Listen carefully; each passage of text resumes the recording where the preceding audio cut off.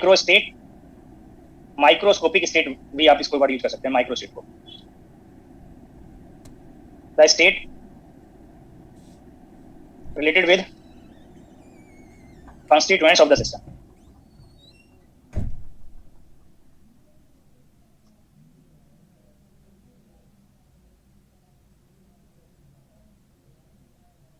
Microscopic state और microstate, macrostate,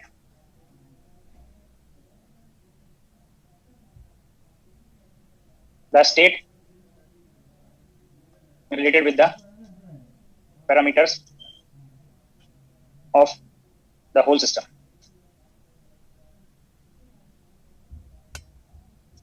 It's called macrostate और macroscopic state. देखो आप लोग आइडेंटिकल पार्टिकल्स पढ़े थे क्वांटम मैकेनिक्स, तो आइडेंटिकल पार्टिकल्स में मोर देन वन पार्टिकल का कंसेप्ट मैंने किया था। तो जब कहीं मेंशन किया हुआ था और ए सिस्टम कंसिस्टिंग ऑफ 10 बोजॉन्स, तो बोजॉन हो गए कंस्ट्रेंट्स और सिस्टम उसका जो वहां पे चाहे जो भी सिस्टम का नेम आप लें, तो सिस्टम के कंस्ट्रेंट्स जो आप n = 1 n = 2 में फिल कर रहे हैं, तो उससे जितनी भी पॉसिबिलिटीज बनी, जो एक वर्ड आया था वहां पे एक्सचेंज डिजनरेसी का, तो एक्सचेंज डिजनरेसी से कितनी पॉसिबिलिटीज हैं, जो स्टैटिस्टिकल मैकेनिक्स में एक वर्ड आएगा कि what is the number of microstates. तो जो वहां पे एक्सचेंज करके जितने पॉसिबल वेव फंक्शंस बन रहे थे क्वांटम मैकेनिक्स में, आपने वेव फंक्शन का सुपरपोजिशन फॉर्म या फंक्शन फॉर्म लिखा, बट यहाँ पे ओनली वो काउंटिंग करेंगे आप कितने नंबर बन रहा है। अब जो एक पर्टिकुलर सिस्टम का जो वेव फंक्शन बना, उस पार्ट को यहाँ पे कहेंगे मैक्रो स्टेट के कॉरस्पॉन्डिंग वेव फंक्शन। तो ये आपको नंबर चेक करना पड़ेगा कि गिवन माइक्रो स्टेट के लिए कितनी माइक्रो स्टेट है, और स्टैटिस्टिकल मैकेनिक्स में कैलकुलेशन होगा। जैसे अभी एक वर्ड आया था कि अप्रोच यहाँ पे मैक्रोस्कोपिक होगा और यहाँ पे माइक्रोस्कोपिक अप्रोच होगा, तो दीज टू वर्ड को डिफाइन करने के लिए, डिस्टिंग्विश करने के लिए मैंने आपको डेफिनेशंस बताई हैं। तो जहाँ पे भी जिस पार्ट के साथ ये माइक्रो वर्ड आएगा, that means associated related with the constraints of the system, और macro word related with the whole system. ऐसी माइक्रोस्कोपिक पैरामीटर्स, जैसे आपको कहीं पे मोमेंटम मेजर करना है, मोमेंटम, तो मोमेंटम आप मॉलिक्यूल्स का हिंट कर सकते हैं। मैंने आपको आइडिया दिया था कि गैस कंसिस्टिंग ऑफ मॉलिक्यूल्स। अब आपको कहीं प्रेशर निकालना है, क्या आप एक पर्टिकुलर कंस्ट्रेंट के लिए प्रेशर मेजर कर सकते हैं? सर, जब आप किसी पर्टिकुलर गैस को किसी कंटेनर में फिल करेंगे, तो कंटेनर की वॉल पे एक पर्टिकुलर मॉलिक्यूल कितना प्रेशर जनरेट कर रहा है, वो आप मेजर नहीं कर सकते कहीं।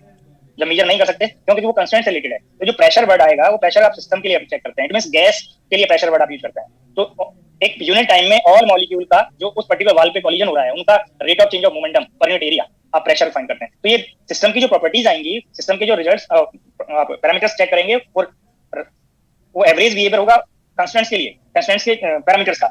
बट जब आप ऑब्जर्व करेंगे गैस के लिए, वो मैक्रोस्कोपिक पार्ट बनेंगे, और इन माइक्रोस्कोपिक को आप लेबोरेटरी में मेजर नहीं कर सकते। आप बता तो सकते हैं कि एक particular momentum of particular molecule वो माइक्रोस्कोपिक पैरामीटर है, पर्टिकुलर मॉलिक्यूल का वेलोसिटी ये माइक्रोस्कोपिक पैरामीटर है, बट आप इनको मेजर नहीं कर सकते। इनका एवरेज बिहेवियर वो उसके कॉरस्पॉन्डिंग सिस्टम की प्रॉपर्टी में कहीं ना कहीं कंट्रीब्यूट करेगा। जैसे एक पर्टिकुलर मॉलिक्यूल की आप एनर्जी मेजर नहीं कर सकते, ये माइक्रोस्कोपिक पार्ट है कंस्ट्रेंट्स के लिए, बट आप गैस की एनर्जी मेजर कर सकते हैं, ये माइक्रोस्कोपिक है। तो आप ये रिकॉल करिए, आप थर्मोडायनामिक्स जब अप्लाई किए होंगे किसी सिस्टम के लिए, थर्मोडायनामिक्स से आपने थर्मल प्रॉपर्टीज फाइंड की होंगी, तो हो सकता है कि कहीं आपने एंट्रोपी से फाइंड किया हो सकता है आपने first law of thermodynamics apply किया हो, उससे सिस्टम को स्टडी किया हो। तो ये सारे notations DQ, DU, work done, जहां पे वर्क डन आएगा भी आगे डिस्कस भी करेंगे, ये सिस्टम के लिए ही आपने किसी एक पार्ट के लिए फाइंड किए होंगे कि गैस को कितना आपने हीट ट्रांसफर कर रहे हैं या सराउंडिंग से कितना हीट ट्रांसफर हो रहा है। तो ये अप्रोच थर्मोडायनामिक्स में मैक्रोस्कोपिक अप्रोच होती है। यही पार्ट सिस्टम की अगर आपको प्रॉपर्टी एंट्रोपी पता है, तो इससे थर्मल प्रॉपर्टीज भी कहीं आप फाइंड कर लेता है। बट एंट्रोपी अगर आपने माइक्रो स्टेट से कैलकुलेट किया है, एक फॉर्म आप पढ़ेंगे S = KLN ओमेगा, आगे स्टैटिस्टिकल मैकेनिक्स में मैं डिस्कस करूंगा, जस्ट रिलेट करने के लिए आपको ये अभी मैं पॉइंट हिंट कर रहा हूं। अगर आप माइक्रो स्टेट कैलकुलेट करके एंट्रोपी फाइंड कर रहे हैं और फिर एंट्रोपी से सिस्टम की रिमेनिंग प्रॉपर्टी आप फाइंड कर रहे हैं, तो अप्रोच इनडायरेक्टली आप चेक करिए, माइक्रो स्टेट से आपने स्टार्ट किया, तो अब यहाँ पे माइक्रोस्कोपिक अप्रोच करते हैं। पार्टीशन फंक्शन आप फाइंड करेंगे कहीं पे सिस्टम पार्टिकल्स के लिए, तो वो पार्टीशन फंक्शन से जो रिलेटेड पैरामीटर्स है, वो फिर हो सकता है वहां पे माइक्रोस्कोपिक अप्रोच अप्लाई करें। तो अप्रोच दोनों में अप्रोच का डिफरेंस है। आप सिस्टम के किसी एक पार्ट से अनदर पार्ट को फाइंड कर रहे हैं, वो माइक्रोस्कोपिक है, मगर कंस्ट्रेंट से फाइंड कर रहे हैं सिस्टम का कोई एक पार्ट और फिर सिस्टम की और प्रॉपर्टीज को फाइंड कर रहे हैं, वो माइक्रोस्कोपिक है। तो स्टार्ट कहां से किया है वो इंपॉर्टेंट। तो दीज टू वर्ड आगे कहीं पे भी आएंगे, मैक्रो माइक्रो आप इजीली क्लासिफाई कर सकते हैं कि मैक्रो वर्ड आएगा सिस्टम के लिए और माइक्रो आएगा कंस्ट्रेंट्स के लिए। अगर कहीं पे डायटोमिक मॉलिक्यूल है, सिंगल डायटोमिक मॉलिक्यूल, अब हम गैस की बात नहीं कर रहे, तो मैक्रो वर्ड किसके लिए आएगा? मॉलिक्यूल के लिए, मॉलिक्यूल के लिए। अब इसके जो कंस्ट्रेंट्स हैं वो क्या हैं? Atoms, 2 atoms. जब एटम की प्रॉपर्टीज फाइंड करेंगे, एटम की प्रॉपर्टीज की बात करेंगे, तो माइक्रो वर्ड आ जाएगा, और मॉलिक्यूल के लिए मैक्रो वर्ड आएगा।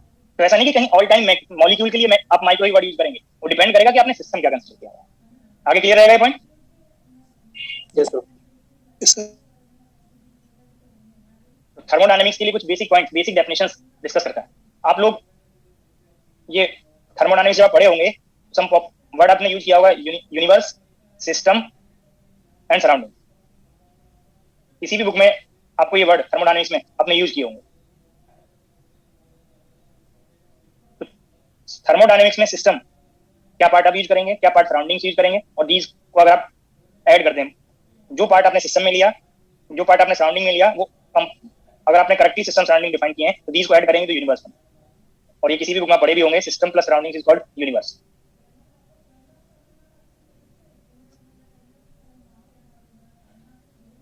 पहले सिस्टम यहां पे नोट करें।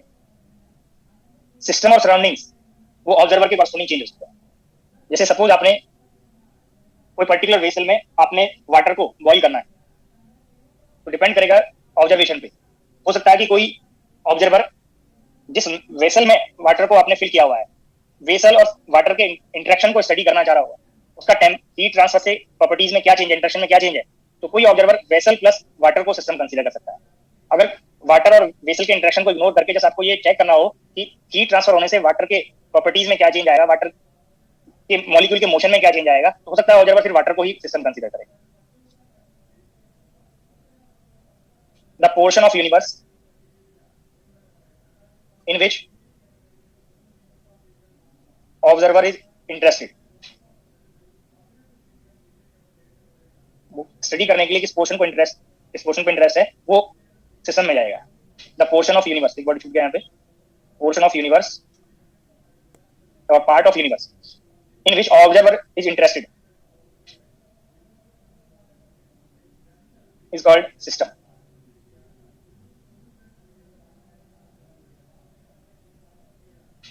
नेक्स्ट सराउंडिंग्स और एनवायरमेंट वर्ड भी यूज करते हैं सराउंडिंग्स को। All those things of universe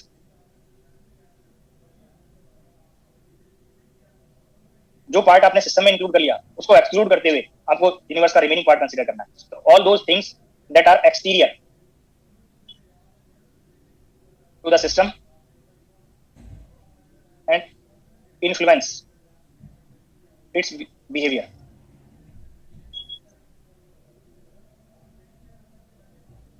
is called surroundings। देखो यहाँ पे वर्ड तो यूज करते हैं सिस्टम और सराउंडिंग्स। कोई सिस्टम से यूनिवर्स के कुछ पार्ट ऐसा हो सकता है कि जो इससे इंटरेक्ट करे, और कुछ रिमेनिंग पार्ट ऐसा हो सकता है जो इससे किसी भी वे में इंटरेक्ट ना करे। तो जो पार्ट इंटरेक्ट नहीं कर रहा है उसको आप एक्सक्लूड भी कर सकते हैं। बट जब आप बुक में पढ़ते हैं तो सिस्टम प्लस सराउंडिंग्स आप वर्ड यूनिवर्स लेते हैं। जब कोई पार्ट इसको सिस्टम को अफेक्ट ही नहीं करेगा, किसी वे में इंटरेक्ट ही नहीं करेगा, तो उसको आप यहाँ पे अगर इंक्लूड कर भी लेंगे तो उसका कोई रिजल्ट तो कंट्रीब्यूट नहीं करेगा। बट बुक में ये सिस्टम प्लस सराउंडिंग्स ही वर्ड यूज किया हुआ। तो मैंने एक पार्ट यहाँ पे लिखा है and influence its behaviour, both को कंबाइन किया तो यूनिवर्स। अब सिस्टम और सराउंडिंग्स में इंटरेक्शन के कॉरस्पॉन्डिंग ये सिस्टम को आप डिफरेंट क्लास में क्लासिफाई कर सकते हैं। तो depending on the interaction between system and it's surroundings, system में बी ऑफ 3 टाइप्स। सर हाँ जी सर सिस्टम और एक बार बोले। मैंने नोट किया, डाउट बताइए क्या पूछा।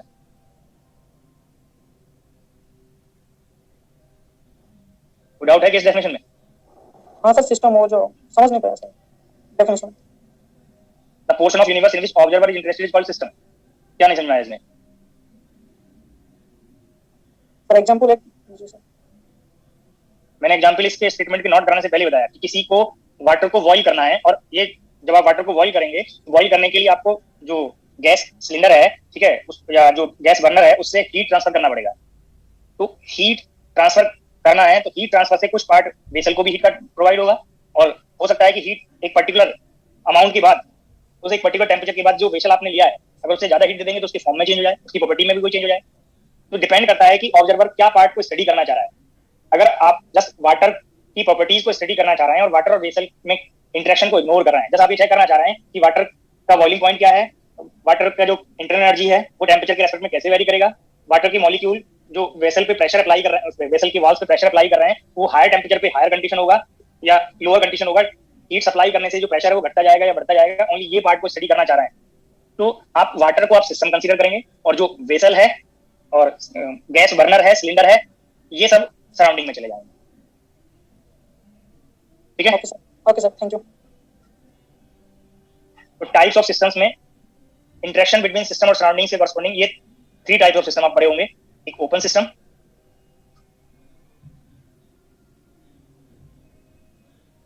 Closed system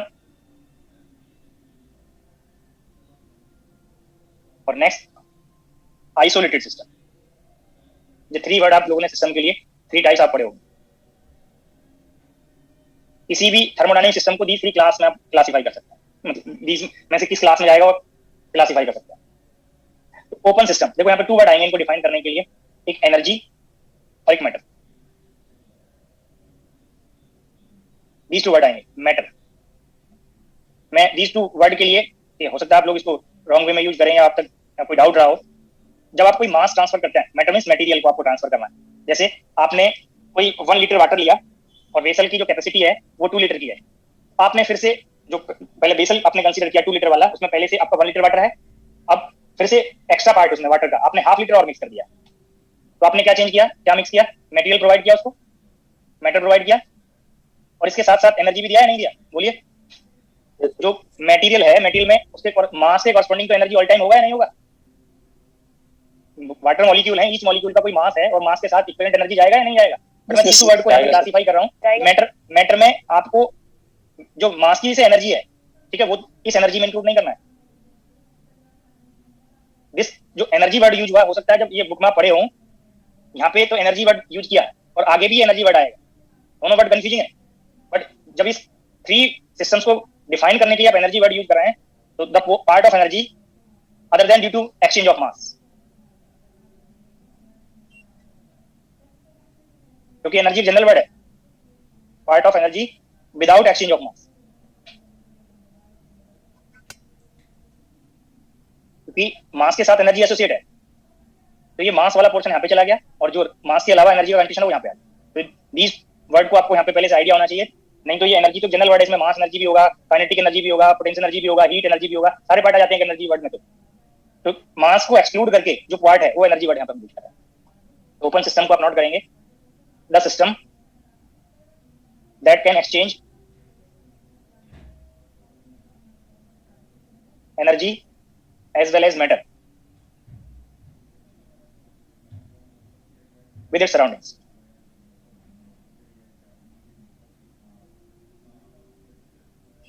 It's called open system.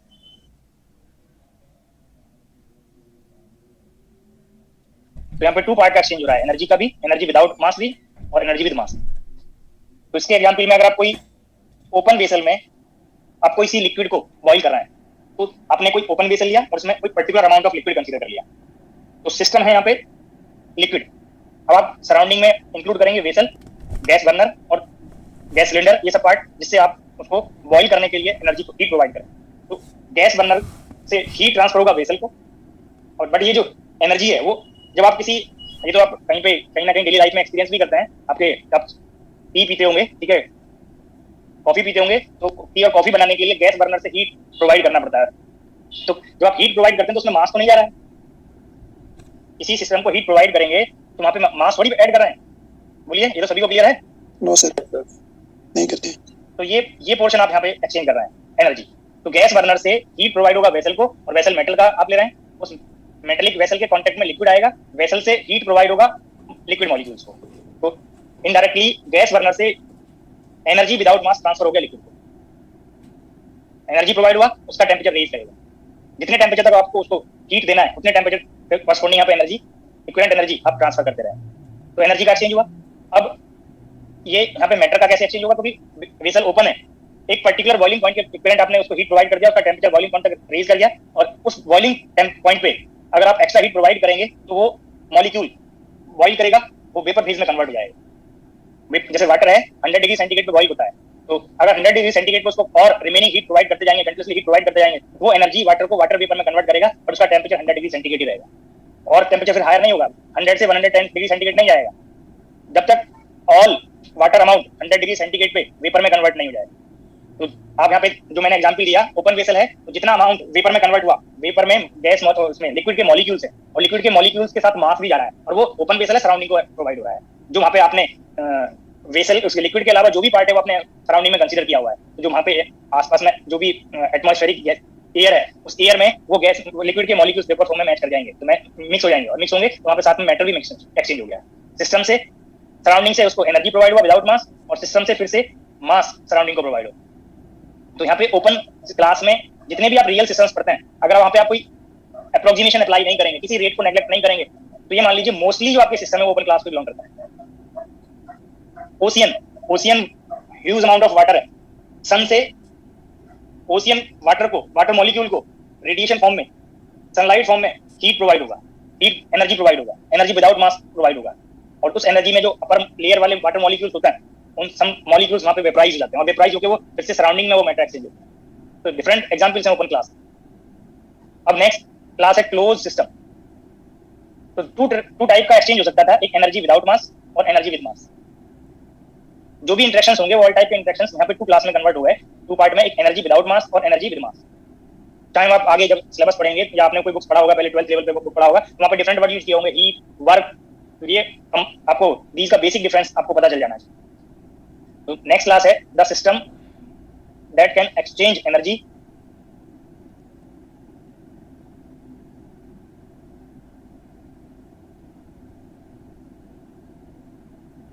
But not matter.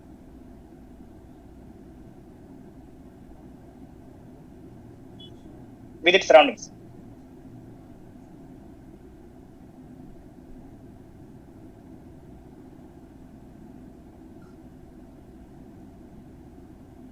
It's called closed system. तो क्लोज सिस्टम के लिए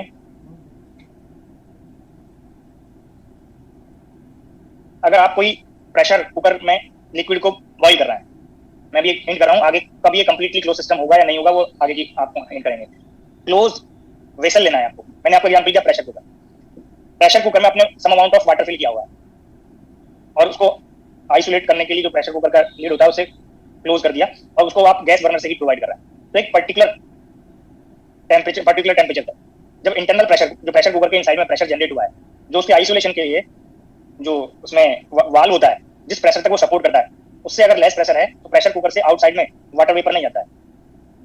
तो दैट टेम्परेचर तक जब इंटरनल प्रेशर वाल्व के जो मैक्सिमम सपोर्ट वाला प्रेशर है उससे लेस है, आप चेक करिए आपने हीट बर्नर से लिक्विड को एनर्जी प्रोवाइड किया विदाउट मास, मैटर का कहीं एक्सचेंज नहीं हुआ। जब मैटर का एक्सचेंज नहीं हुआ तो क्लोज सिस्टम बना। बट अभी मैं आपको यहाँ पे हिंट कर रहा हूँ कि वो एक्जैक्टली क्लोज नहीं बनेगा। अगर आप कंटिन्यूसली हीट प्रोवाइड करते जाएंगे तो एनर्जी विदाउट मास ट्रांसफर हो रहा है।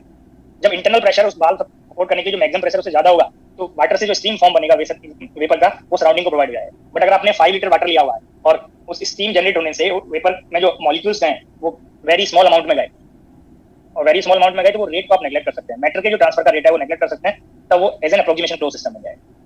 तभी मैंने कहा कि मोस्टली जो आपके सिस्टम है रियल सिस्टम्स वो ओपन क्लास को होता है अगर आप ये रेट को नेग्लेक्ट कर रहे हैं। एक और एग्जांपल लेते हैं, आप थर्मस बोतल में आप कोई वाटर लिए किसी पर्टिकुलर टेम्परेचर पर, जो आपका समर सीजन है, समर सीजन में आप कोल्ड वाटर को फिल करता है, विंटर सीजन में आप हॉट वाटर प्लेस वहां पर फिल करता है। तो अगर आपने यहाँ पे कोई फ्रिज में जो आपका कोई नॉर्मल बोतल है उससे वाटर लिया, आपको उसका टेम्परेचर का ग्राफ आइडिया होगा, आपने उस थर्मस बोतल में फिल कर दिया और उसका जो उसको कंप्लीटली क्लोज कर दिया। आप चेक करिए वो पर्टिकुलर टेम्परेचर वो डिपेंड करेगा कि थर्मस बोतल की क्वालिटी पे 2 आवर्स 3 आवर्स तक मेंटेन रहेगा। बट अगर आप 4-5 आवर्स या 10 आवर्स बाद चेक करने लगे तो उसका टेम्परेचर रेज करेगा समर सीजन में। रीजन क्या है? क्योंकि जो हमारा रूम है, जो हमारा एटमॉस्फेयर है, उसका टेम्परेचर हायर है। और आगे एक कंसेप्ट पर आपको हिंट करेंगे कि टेम्परेचर डिफरेंस की वजह से हीट ट्रांसफर होता है। कब तक हीट ट्रांसफर होगा? जब तक बोथ सिस्टम्स का या सिस्टम ऑफ सराउंडिंग का थर्मल इक्विलिब्रियम एस्टैब्लिश ना हो जाए। तो आप चेक करिए जिस जहां पे आप बैठे हैं वहां पे आपने एक कोई ग्लास लिया, ग्लास में वाटर फिल कर दिया, और जब वाटर फिल किया तो उसका टेम्परेचर अगर वाटर का कम है और रूम का टेम्परेचर समर सीजन में हायर है तो थोड़ी देर बाद आपका जो वाटर का टेम्परेचर है वो आपको रेज फील होता है। जैसे जब आपको पानी को ड्रिंक करेंगे, पिएंगे, तो आपको पता चल जाएगा जो पहले टेम्परेचर था वो आपकी बार टेम्परेचर बढ़ गया। तो वो ओपन क्लास के कॉरस्पॉन्डिंग हुआ। बट जो थर्मस बोतल है अगर वहां पर रेट ऑफ वहां पे कंपेयर करें तो मास तो ट्रांसफर नहीं हुआ, बट एनर्जी का सम अमाउंट ट्रांसफर हो रहा है। अगर उस रेट को नेग्लेक्ट नहीं कर रहे हैं थर्मस बोतल को, अगर उस रेट एनर्जी के ट्रांसफर के रेट को नेग्लेक्ट नहीं कर रहे हैं तो आप चेक करिए, मैंने अभी बताया कि एनर्जी विदाउट मास ट्रांसफर हो रहा है, तभी तो उसका टेम्परेचर डिफरेंस आपको फील होगा, चाहे 10 आवर्स बाद हो, चाहे 20 आवर्स बाद हो, चाहे 4 आवर्स बाद हो। अगर उसको आप ऑब्जर्व कर रहे हैं, जैसे अगर आपने 70 डिग्री सेंटीग्रेड पे कोई हॉट वाटर फील किया, ठीक है, अब जो सराउंडिंग का टेम्परेचर अगर 40 डिग्री सेंटीग्रेड है तो वो जो 70 डिग्री सेंटीग्रेड पे फिल किया था वो 5 आवर्स 10 आवर्स बाद 70 नहीं मेंटेन रहेगा, वो डिक्रीज होने लगेगा। और डिक्रीज होने का रीजन क्या है कि वो एनर्जी एक साइड से अनदर साइड को हाई टेम्परेचर पार्ट से लो टेम्परेचर पार्ट को प्रोवाइड हो रहा है, कब तक जब तक दोनों का टेम्परेचर मेंटेन ना हो जाए, सेम ना हो जाए, इक्विलिब्रियम में आ जाए, थर्मल इक्विलिब्रियम में। तो एनर्जी का रेट वहाँ पे एनर्जी एक्सचेंज का रेट नॉन जीरो है, तभी तो वो टेम्परेचर डिफरेंस आपको ऑब्जर्व हो रहा है। अगर उस रेट को नेगलेक्ट नहीं करेंगे थर्मस बॉटल के लिए तो क्लोज ग्लास में जाएगा, बट अगर वो नेगलेक्ट कर देंगे तो जो भी थर्ड क्लास आपको बताएंगे आइसोलेटेड, तो वो आइसोलेटेड में चला जाएगा। किचन में अगर आपने कोई जो रेफ्रिजरेटर अगर यूज कर रहे हैं तो रेफ्रिजरेटर में एक बार आपने कोई वहाँ पे फ्रूट्स या जो भी पार्ट आपने एक बार रख दिया और उसका रेफ्रिजरेटर का जो डोर है वो क्लोज कर दिया, अब आपने इलेक्ट्रिसिटी सप्लाई किया, तो इलेक्ट्रिसिटी एक पर्टिकुलर पार्ट ऑफ एनर्जी है, तो एनर्जी ट्रांसफर हो रहा है, बट मास का उसके बाद आपने ट्रांसफर नहीं करा। जब तक आप वहां से कोई फ्रूट या जो भी पार्ट आपको यूज नहीं करना होगा आप वहां से उसको रिमूव नहीं करेंगे। कोल्ड करने के लिए आप उसको ऐसा मेंटेन करेंगे, और मेंटेन करेंगे तो दैट पार्ट तक वो क्लोज सिस्टम में इंक्लूड हो जाएगा। कोई बैटरी है, बैटरी को आपको चार्ज करना है, बैटरी आप चार्ज करते हैं तो इलेक्ट्रिसिटी वहां पे प्रोवाइड करता है। अगर आप इलेक्ट्रिसिटी की कॉरस्पॉन्डिंग एनर्जी प्रोवाइड कर रहे हैं बट मास ट्रांसफर नहीं करें तो दैट पार्ट को आप क्लोज सिस्टम में कंसीडर कर सकते हैं। तो मैंने आपको हिंट किया कि मोस्टली जो सिस्टम्स होंगे ओपन क्लास में जाएंगे, बट अगर आप कोई पर्टिकुलर एक्सचेंज का रेट नेगलेक्ट करते जाएंगे, जो जरूरी नहीं कि वहां पे रेट जीरो हो, एज एन अप्रोक्सीमेशन आप उसको नेगलेक्ट कर रहे हैं, तो वो क्लोज क्लास में या आगे एक नेक्स्ट आप नोट करेंगे आइसोलेटेड सिस्टम, दैट पार्ट में दैट क्लास में इंक्लूड हो जाएगा। तो आइसोलेटेड सिस्टम के लिए नोट करें the system that can not exchange energy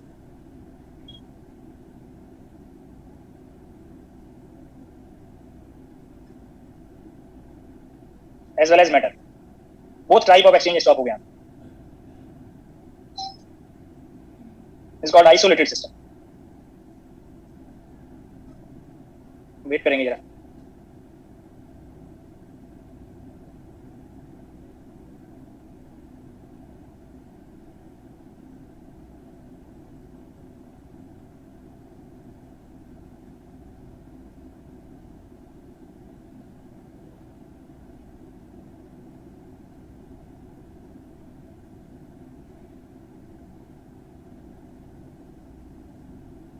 तो आइसोलेटेड सिस्टम के लिए आपको डेफिनेशन बता दिया, एज एन अप्रोक्सीमेशन में आपको थर्मस बॉटल का एग्जांपल मैंने आइसोलेटेड सिस्टम में बता हिंट किया। अगर वो रेट को नेगलेक्ट कर देंगे, एनर्जी एक्सचेंज का जो रेट अगर वो नेगलेक्ट कर देंगे तो आइसोलेटेड सिस्टम में आप उसको इंक्लूड कर सकते हैं। और डिपेंड करता है कि कब आप रेट नेगलेक्ट करेंगे कब नहीं। अगर आपको सपोज ये कोई एक्सपेरिमेंट करना था थर्मस बॉटल के कॉरस्पॉन्डिंग, या आपको ऑब्जर्वेशन करना था 1 आवर के लिए, तो 1 आवर में negligible amount of energy exchange होगा, वो रेट नेगलेक्ट हो जाएगा, और नेगलेक्ट होगा तो आइसोलेटेड सिस्टम। बट आप अगर उसी ऑब्जर्वेशन को 15 आवर्स तक कर रहे हैं तब तो ऑब्जर्वेबल इफेक्ट आपको वहां पे ऑब्जर्व होगा।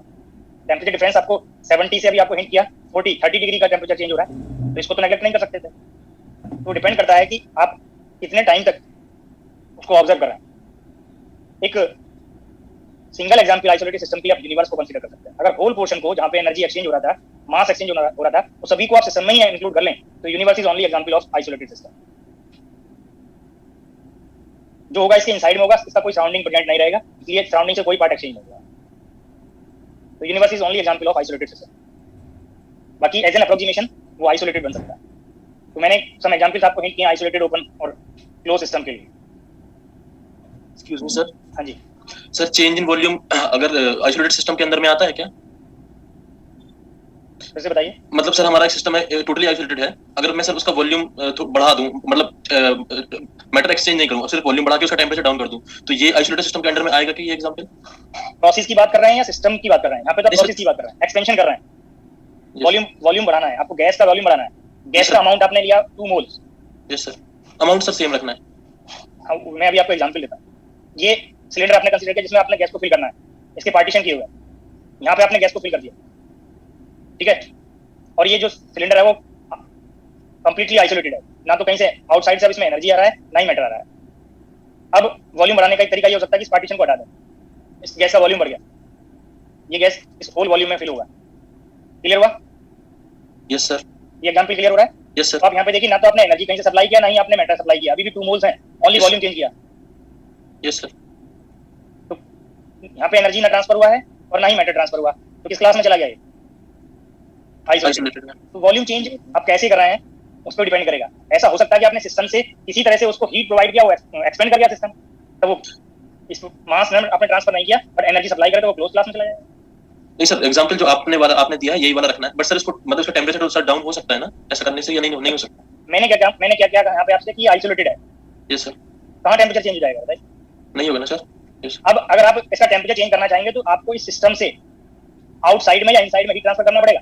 Yes. हीट ट्रांसफर करोगे तो किस क्लास में चला गया, एनर्जी एक्सचेंज हो रहा है नहीं, यस सर, तब ये क्लोज क्लास में जाएगा। तो वॉल्यूम जो आप चेंज कर रहे हैं वो एनर्जी और मैटर के पार्ट का एक्सचेंज हो भी सकता है और नहीं भी, वो तो प्रोसेस पे डिपेंड करेगा ना, प्रोसेस कैसे कर रहे हैं। तो अभी तो मैंने किसी प्रोसेस की बात ही नहीं की ना, मैंने तो जस्ट ये बताया कि जितने तरह के प्रोसेस इन्वॉल्व हो रहे हैं सिस्टम में, उनमें एक एनर्जी और मैटर बीच के एक्सचेंज को हमें चेक करना है। यस सर,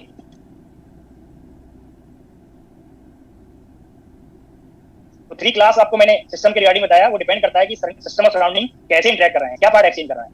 अगर एनर्जी और मैटर जो वर्ड मैंने पहले इंटरप्रेट किए हैं उनमें कोई पार्ट एक्सचेंज नहीं हो रहा तो आइसोलेटेड जाएगा, जो कोई भी रियल एग्जांपल इस क्लास में नहीं आएगा, एज एन अप्रोक्सीमेशन इंक्लूड हो सकता है। तो यूनिवर्स को आपको यहाँ पे एक सिंगल एग्जांपल मैंने बताया कि जो भी एक्सचेंज होना है एनर्जी और मैटर का, वो सराउंडिंग के इनसाइड, इसमें सिस्टम के इनसाइड में हो जाए, होल पार्ट आप सिस्टम में कंसीडर कर लें तो सराउंडिंग वहाँ पे एब्सेंट रहेगा, तो ये स्टेटमेंट वहाँ पे फुलफिल होगा। तो यूनिवर्स आइसोलेटेड सिस्टम का एग्जांपल मुझे लगता है। अगर आप रेट को नेगलेक्ट करेंगे तो आइसोलेटेड में भी जा सकता है, क्लोज में भी जा सकता है। मोस्टली सिस्टम ओपन सिस्टम को बिलोंग करेंगे, जो रियल सिस्टम आप कंसीडर करते हैं। तो 3 टाइप ऑफ सिस्टम्स हैं। देखो, आप जब मैंने आपको हिंट किया कि रियल सिस्टम्स जिनको आपको प्रैक्टिकल यूज में लेना है, ठीक है, डेली यूज में लेना है, या आप कोई न्यू सिस्टम को क्लासिफाई कर रहे हैं, वो जब ओपन क्लास को बिलोंग करेगा तो आप स्टडी तो ओपन क्लास पार्ट के लिए करेंगे। बट जो आपका जो सिलेबस है, मोस्टली सिलेबस वो क्लोज्ड और आइसोलेटेड पे बेस्ड है। अब जो 12th लेवल पे, एजुकेशन लेवल पे सिलेबस पढ़े होंगे, mostly syllabus, not whole syllabus, ठीक है, मोस्टली सिलेबस क्लोज और आइसोलेटेड पे है। रीजन भी आपको पता होना चाहिए, क्योंकि यहाँ पे मैटर और एनर्जी एक्सचेंज होगा, तो यहाँ पे एक साथ आपको स्टडी करना डिफिकल्ट है। तो पहले आप इजी पार्ट पे जाते हैं, जैसे क्वांटम मैकेनिक्स में मैंने आपको इजीएस्ट पोटेंशियल फॉर्म के श्रोडिंगर इक्वेशन सॉल्व करना बताया, और दैट टाइम पे बार-बार आपको हिंट किया कि ये पर्टिकुलर फॉर्म ऐसा किसी रियल सिस्टम के लिए नहीं बनेगा। तो जितने भी आप थ्योरम्स पढ़ते हैं वो या तो क्लोज सिस्टम को बिलोंग करेंगे या आइसोलेटेड को। क्यों? क्योंकि आपको पहले रेफरेंस के लिए रिजल्ट चाहिए, और वो रेफरेंस रिजल्ट आप these idealised type of systems पे आप अगर आप कंपेयर पहले फाइंड कर लेंगे तो तब आप ओपन क्लास पार्ट को कंपेयर कर सकते हैं। जितने भी आप फर्स्ट लॉ, सेकंड लॉ ये डिफाइन करते हैं, या आपने कोई और वहाँ पे थ्योरम डिफाइन किया होगा, ठीक है, वो सब क्लोज और आइसोलेटेड सिस्टम को कंसीडर करके आप डिफाइन करते हैं। फिर ओपन क्लास के लिए आप उसको मॉडिफाई करते हैं, जो आपके सिलेबस में नहीं है।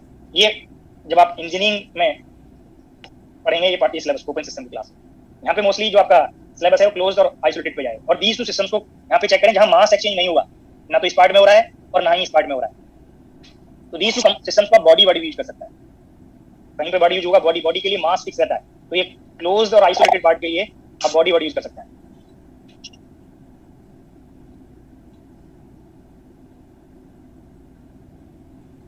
मोस्टली जो सिलेबस है वो क्लोज और आइसोलेटेड के लिए है। दीज टू सिस्टम्स को आप सम टाइम बॉडी यूज होगा। सर बॉडी क्यों सर, क्यों बोलेंगे? जब मैं बोलता हूँ तब भी कंसंट्रेट हुआ करिए। That's like अच्छा, मैंने जो अभी बताया बॉडी क्यों बोल रहे हैं, बाकी को पता चला है नहीं? यस सर, अच्छा, yes sir. क्लासिकल मैकेनिक्स में भी बॉडी यूज करते हैं? Yes sir. अभी क्लासिकल मैकेनिक्स में क्वेश्चन राइज किया कि हम बॉडी क्यों यूज कर रहे हैं। अगर मेरे बताने के बाद भी डाउट हो रहा है तो फिर कैसे डाउट रिमूव होगा? मैंने हिंट किया कि दोनों पार्ट में, और ये अंडरलाइन भी करके बताया कि ये मैटर का एक्सचेंज नहीं हो रहा है, मींस मास का एक्सचेंज नहीं हो रहा, और बॉडी का जो मास है वो कांस्टेंट लेते हैं, इसलिए यहाँ पे दीज टू क्लास को बॉडी यूज करेंगे। अब क्लियर रहेगा? ओपन सिस्टम को बॉडी नहीं कहेंगे, आइसोलेटेड और क्लोज को बॉडी कहेंगे, क्योंकि दोनों में मास एक्सचेंज नहीं होता, इट मींस उसका मास कांस्टेंट रहेगा।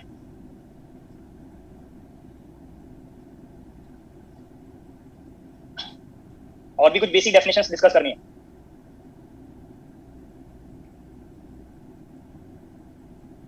एनर्जी, देखो पहले मैंने एक एनर्जी बताया कि यहाँ पे जो वर्ड दीज सिस्टम्स को क्लासिफाई करने के लिए जो एनर्जी वर्ड है वो energy without exchange of mass है। बट एनर्जी जो वर्ड है वो जनरल वर्ड है, इसमें different form of energy include हो सकता है। एनर्जी मींस द कैपेसिटी और एबिलिटी टू डू समथिंग। कोई इफेक्ट आपको वहाँ पे क्रिएट करना है तो उसके लिए आपको एनर्जी चाहिए।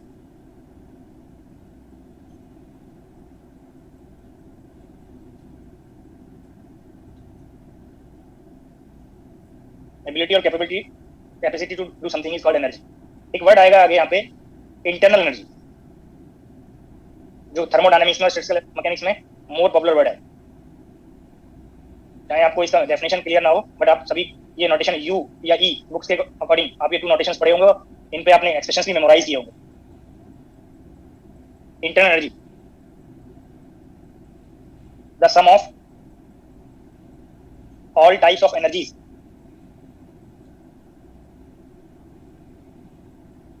of constituents of the system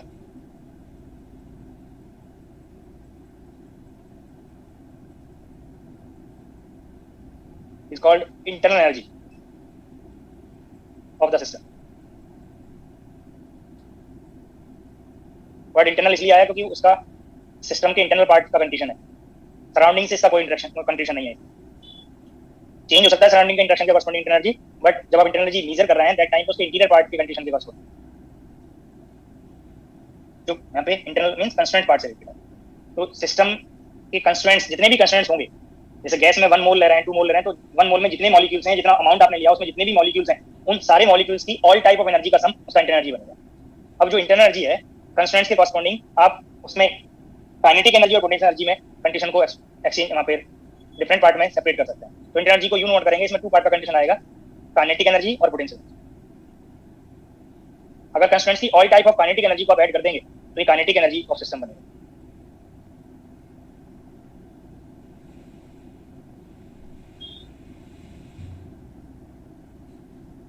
potential energy of the system, these 2 part का सम करेंगे तो internal energy of the system. Constraints all constraints की all type of kinetic energy को ऐड करेंगे तो ये kinetic energy of the system internal energy की condition में, और all type of potential energy को ऐड करेंगे तो ये पोटेंशियल एनर्जी पार्ट बन जाएगा। बोथ को सम किया तो टोटल। और all type of energy word मैंने यूज किया है, सपोज एक मोनोएटॉमिक यहाँ पे gas consisting of monoatomic molecule ले रहा है, और मोनोएटॉमिक मॉलिक्यूल्स आपने कंसीडर किए और मॉलिक्यूल का मॉलिक्यूल से इंटरेक्शन नहीं है, इट मींस मॉलिक्यूल्स फ्री हैं, तो वो स्ट्रेट लाइन मोशन करेंगे, तो वहाँ पे काइनेटिक एनर्जी का कंडीशन बनेगा ड्यू टू ट्रांसलेशन। बट अगर कोई डायटोमिक मॉलिक्यूल ले रहे हैं और मॉलिक्यूल का फिर से मॉलिक्यूल से कोई इंटरेक्शन नहीं है, तो डायटोमिक मॉलिक्यूल के कॉरस्पॉन्डिंग ये एसएच मैंने यहाँ पे डायटोमिक सिंगल मॉलिक्यूल शो कर दिया, तो ये एसएच मॉलिक्यूल स्ट्रेट लाइन में एक्स और वाई और जेड डायरेक्शन में स्ट्रेट लाइन पाथ को फॉलो कर सकता है। इट मींस ये मॉलिक्यूल ट्रांसलेशन मोशन करेगा, तो ट्रांसलेशन मोशन की काइनेटिक एनर्जी, काइनेटिक पार्ट आपको नोट कर दिया। अब ये एसएच मॉलिक्यूल एक पर्टिकुलर एक्सिस के बाद रोटेट भी कर सकता है, इस एक्सिस के बाद रोटेट कर सकता है, इस लाइन ऑफ जॉइनिंग के बाद रोटेट कर सकता है। लाइन ऑफ जॉइनिंग के परपेंडिकुलर 2 एक्सिस हैं, बीच में किसी के बाद भी ये मॉलिक्यूल रोटेट कर सकता है। और आपको रिजिड रोटेटर मैंने डिस्कस किया था, तो वहाँ पे रोटेटर की जो एनर्जी है वो काइनेटिक एनर्जी आपको बताया, L² से नॉट कराया था। अगर पहले डाउट रहा हो, ये सब आपको आइडिया हो जाना चाहिए कि अगर डायटोमिक मॉलिक्यूल रोटेट कर रहा है और मॉलिक्यूल का मॉलिक्यूल से इंटरेक्शन नहीं है, तो यहाँ पे जो एनर्जी बनेगा वो काइनेटिक एनर्जी बनेगा। तो मैंने आपको हिंट किया कि इस डायटोमिक मॉलिक्यूल की, एक मॉलिक्यूल की अभी हम बात कर रहे हैं, ट्रांसलेशन मोशन की एनर्जी को ऐड किया, रोटेशन मोशन की एनर्जी को ऐड किया, तो वो सिंगल मॉलिक्यूल की काइनेटिक एनर्जी बन गया। अगर ऑल मॉलिक्यूल की, जो गैस में आपने डायटोमिक मॉलिक्यूल कंसीडर किए हैं, उनकी काइनेटिक एनर्जी को ऐड कर देंगे तो सिस्टम का काइनेटिक एनर्जी बन गया, अगर आप इसके अलावा कोई मोशन कंसीडर नहीं कर रहे। अगर ये मॉलिक्यूल रिजिड है तब तो ट्रांसलेशन और काइनेटिक एनर्जी ऑफ कंडीशन आप इंक्लूड कर लेंगे। अब अगर ये मॉलिक्यूल नॉन रिजिड होगा तो इस लाइन ऑफ जॉइनिंग के अबाउट वाइब्रेशंस भी होंगे, तो वाइब्रेशन में एक पर्टिकुलर वन डायमेंशनल वाइब्रेशन को आप हार्मोनिक ऑसिलेटर की एनर्जी से कंपेयर करेंगे, जो आगे कंसेप्ट डिस्कस भी होगा। और हार्मोनिक ऑसिलेटर आपने क्वांटम मैकेनिक्स में पढ़ लिया, ये काइनेटिक एनर्जी और ये पोटेंशियल एनर्जी। तो यहाँ पे अगर हम एक मॉलिक्यूल के लिए चेक करें तो ये काइनेटिक एनर्जी और पोटेंशियल एनर्जी सेपरेट होगी। अब ऐसे ही ऑल मॉलिक्यूल्स के कॉरस्पॉन्डिंग इंडिविजुअल पोटेंशियल एनर्जी को सेपरेट करते चले जाएंगे, तो यहाँ पे पार्ट आ जाएगा और ये काइनेटिक एनर्जी में ऐड हो गया, तो सिस्टम की काइनेटिक एनर्जी में वाइब्रेशन पार्ट भी इंक्लूड होगा। तो जितने तरह का आप वहाँ पे मोशन कंसीडर करेंगे, उन मोशन के कॉरस्पॉन्डिंग काइनेटिक एनर्जी वाले सारे पार्ट एक साथ नोट किए, तो काइनेटिक एनर्जी में इंक्लूड हो गए और पोटेंशियल एनर्जी पार्ट यहाँ पे। तो ये आपको इंटरनल एनर्जी पार्ट, जो एनर्जी इस पार्ट से डिफरेंट है, इस एनर्जी में एक्सटर्नल पार्ट भी हो सकता था, बट इसमें सिस्टम के लिए हम एनर्जी वर्ड यूज करें तो सिस्टम के कंस्ट्रेंट्स की एनर्जी का सम यहाँ पे हम इंक्लूड करते हैं। एक वर्ड आएगा वर्क, यहाँ पे भी मैं बेसिक डेफिनेशन डिस्कस कर रहा हूँ, आगे भी इंटरनल एनर्जी पार्ट फिर से डिस्कस होंगे।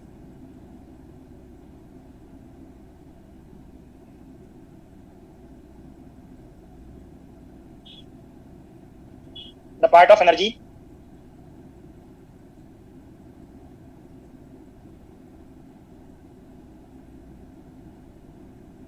that exchange without temperature difference, yeah, other than temperature difference,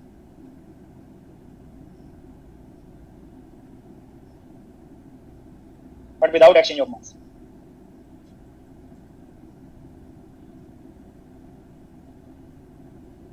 तो ये पार्ट में आप यहाँ कंडीशन है कि मास का एक्सचेंज नहीं होना चाहिए, और इसमें भी विदाउट टेम्परेचर डिफरेंस जो एनर्जी का पार्ट एक्सचेंज होगा उसको वर्क कंसीडर करें। हीट, देखो ये सारे पार्ट एनर्जी के ही हैं, वर्क भी, इंटरनल एनर्जी भी और हीट, ये सब इनका यूनिट चेक करिए, जो आप पहले पढ़े होंगे, चाहे डिफरेंस ना बताओ, सभी को आपने कैलोरी में या जूल में या इक्विवेलेंट कन्वर्जन आपने किया होगा, इंटरनल एनर्जी भी, वर्क भी और हीट भी, बट एक बेसिक डिफरेंस आपको पता होना चाहिए, किस पार्ट को हम हीट में कंसीडर करेंगे, किस पार्ट को हम वर्क डन में कंसीडर करेंगे। The part of energy that exchange due to temperature difference, but without exchange of mass. ये हीट एक्सचेंज तो आप डेली लाइफ में मोर टाइम एक्सपीरियंस करते हैं, बट चाहे डेफिनेशन आपको ना बताओ। वर्क और एनर्जी बोथ में मास का ट्रांसफर नहीं होता।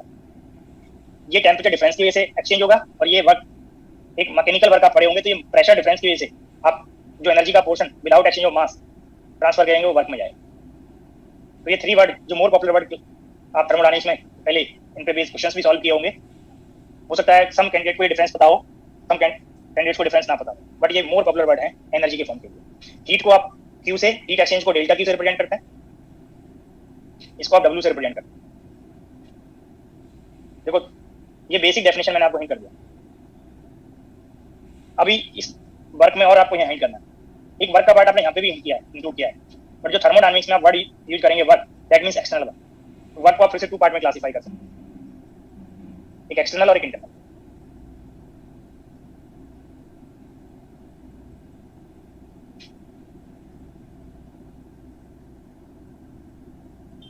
तो एक्सटर्नल वर्क के लिए द वर्क डन, यहाँ पे वर्ड है एक्सटर्नल, इट मींस जो वर्क का सोर्स है वो सिस्टम के कहीं आउटसाइड में होगा। इंटरनल ये सिस्टम के इनसाइड पार्ट के लिए। Work done due to interaction between system and its surrounding.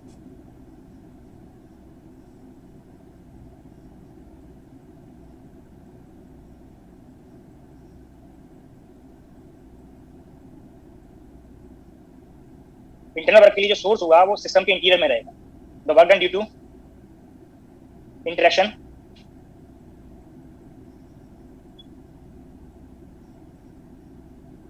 among different part of the system.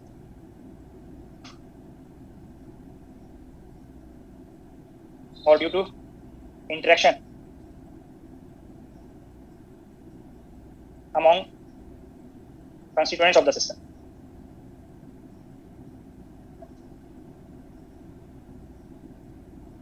अब आप चेक करिए जो पोटेंशियल एनर्जी है, पोटेंशियल एनर्जी भी तो वर्क डन होता है, और जब सिस्टम के कंस्ट्रेंट्स में इंटरेक्शन होगा तो उनके रिलेटिव पोजीशन को चेंज करने के लिए जितना एनर्जी रिक्वायर्ड होगा, वर्क डन रिक्वायर्ड होगा, वो पोटेंशियल एनर्जी में जाता है। तो थर्मोडायनामिक्स में आगे का भी वर्क डन वर्ड आप यूज करेंगे, that means external work done. ये कहीं नोट कर लेंगे, ये पोटेंशियल एनर्जी में इंक्लूड हो जाता है। इन थर्मोडायनामिक्स या तो ये सेपरेट वर्ड लिखे ही होंगे वहां पे, अगर नहीं लिखे हैं तो ये आइडिया होना चाहिए कि ये work done means in thermodynamics work done means external work done.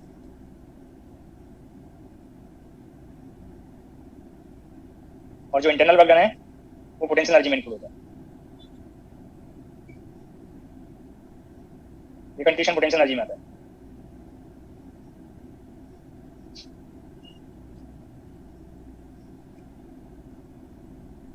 Work done के लिए आप कोई भी ब्रांच हो फिजिक्स का, आप एक डेफिनेशन यूज करते हैं, work done for infinitesimal displacement F dot D R. चाहे वो क्लासिकल मैकेनिक्स हो चाहे इलेक्ट्रोडायनामिक्स हो, ओनली ये फोर्स का नेचर चेंज होता चला जाएगा। फोर्स इनटू डिस्प्लेसमेंट को आप वर्क डन लेते हैं फॉर इनफाइनेटेसिमल डिस्प्लेसमेंट। अगर मोर डिस्प्लेसमेंट है तो आप उसको इंटीग्रेट करते हैं initial to final. Internal work done के लिए सोर्स इंटीरियर में चला जाएगा, जो minus F dot D R potential energy के लिए डेफिनेशन आप यूज करते हैं। ये पॉइंट क्लियर रहेंगे, आगे डाउट तो नहीं होगा? बोलिए। Yes, sir. अगर कोई वायर को आप स्ट्रेच कर रहे हैं तो ये फोर्स वहाँ पे टेंशन से आप रिलेट कर लेते हैं। टेंशन को अगर आप टाउ से रिप्रेजेंट कर रहे हैं और एक्सटेंशन वहाँ पे चेंज इन लेंथ आप ले रहे हैं, तो ये टर्म को आप इंटीग्रेट करके वर्क डन कैलकुलेट कर लेते हैं। तो डिपेंड करता है कि वहाँ पे इंटरेक्शन क्या है, उसके कॉरस्पॉन्डिंग ये फोर्स का पार्ट चेंज होता जाएगा, और ये डिस्प्लेसमेंट पार्ट को अगर आप और रिलेट करेंगे पैरामीटर से, तो आप एक थर्मोडायनामिक्स में डेफिनेशन पढ़ते हैं इंटीग्रल पीडीवी, या इनफाइनेटेसिमल चेंज इन वॉल्यूम के लिए आप ये डेफिनेशन पढ़े होंगे पीडीवी, मोस्टली आपने यूज किया होगा। बट ये तब है जब आप कोई हाइड्रोस्टैटिक सिस्टम ले रहे हैं 3 डायमेंशन। अगर 2 डायमेंशन 1 डायमेंशन पार्ट होगा तब ये जरूरी नहीं कि आपको वहाँ पे वॉल्यूम पार्ट इंक्लूड करे, हो सकता है वो एरिया पार्ट में बन जाए, हो सकता है वो लेंथ में आपको चेंज हो जाए। अगर आप किसी पर्टिकुलर 3 डायमेंशनल कंटेनर में आपने कोई थर्मोडायनामिक सिस्टम कंसीडर किया, सपोज आपने कोई गैस को फिल किया हुआ है,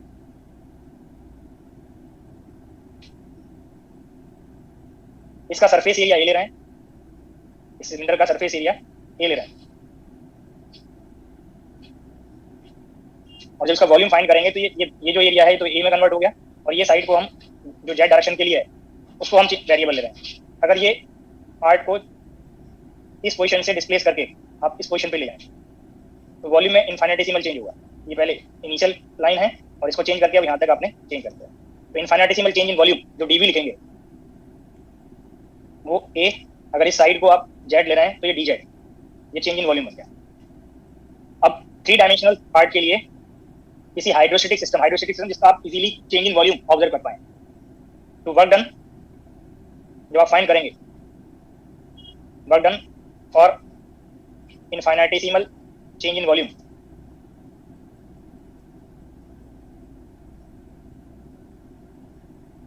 डीवी, ये डीडब्ल्यू आप नोट करेंगे और बेसिक डेफिनेशन आप यूज करेंगे, फोर्स इनटू डिस्प्लेसमेंट।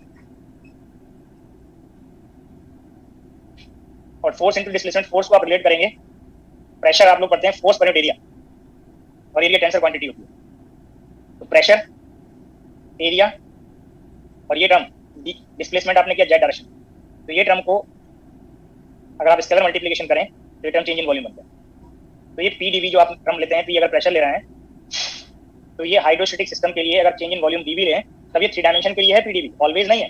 समटाइम ये आप चेंज इन लेंथ में नोट करेंगे, समटाइम ये चेंज इन एरिया में नोट करेंगे, बट ये मोर पॉपुलर डेफिनेशन आपने वर्क डन के लिए थर्मोडायनामिक्स में आपको 12th लेवल और ग्रेजुएशन लेवल यूज किया है, पीजी लेवल पे भी स्ट्रक्चरल मैकेनिक्स में कहीं ये टर्म यूज हो रहा होगा। तो ये आपकी हैबिट में है कि वर्क डन हमेशा पीडीवी बनेगा, work done all time f.dr बनेगा इनफाइनाइटेसिमल चेंज के लिए, लार्ज चेंज के लिए इंटीग्रल f.dr बनेगा, बट थर्मोडायनामिक्स में जब आप चेंज इन वॉल्यूम ऑब्जर्व कर रहे होंगे तब ये पीडीवी बन जाएगा। अगर इनिशियल स्टेट से फाइनल स्टेट पे जा रहे हैं, work done for moving A system from initial state I to F to final state F।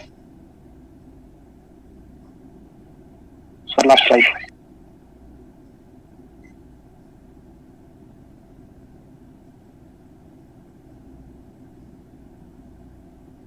देखो ये आज का जो लेक्चर है हो सकता है आने वाला 1 और 2 लेक्चर्स, ये जस्ट इसलिए मैं डिस्कस करता हूँ क्योंकि अगर मैं ये पॉइंट आपको नोट नहीं कराऊंगा, कोई यहाँ पे पॉइंट शायद रेयर केस नहीं 5% और 10% पॉइंट्स न्यू होंगे, वो कहीं ना कहीं आपने पढ़े हैं पहले। नोट इसलिए करना जरूरी है क्योंकि यही पार्ट के प्रॉब्लम में अप्लाई हो रहे होंगे, किसी आर्टिकल में अप्लाई हो रहेंगे, तो आप लोग कहीं ना कहीं डाउट क्रिएट करेंगे तो टाइम ज्यादा लगेगा, इसलिए मैं नोट करा रहा हूँ। ठीक है, ये आप जरूर रिवाइज कर लेंगे। ये सब डेफिनेशन आप लोगों ने, हो सकता है रेयर केस में कोई कैंडिडेट इसको मना करे, नहीं तो सभी ने पढ़े हैं डेफिनेशन, पढ़े हैं नहीं, बोलिए।